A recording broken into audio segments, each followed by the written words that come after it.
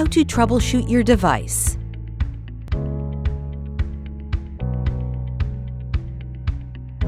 In case of a functional error, a message will appear indicating the error type number.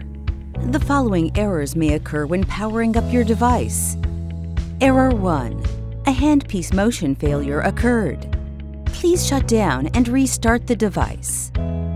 Error 2. A handpiece heating failure occurred. Please keep the device on for 2 minutes while handpiece temperature cools down to 150 degrees centigrade. Then shut down and restart your device. Error 3. Handpiece is heating up beyond the allowable range.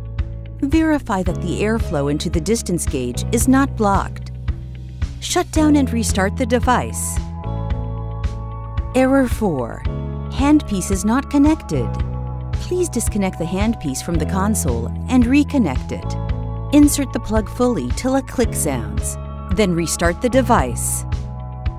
When the distance gauge is disconnected, the device will be disabled. Connect the distance gauge to proceed. In case of a power outage during treatment, leave your device on in order to allow the handpiece to cool down properly when power returns.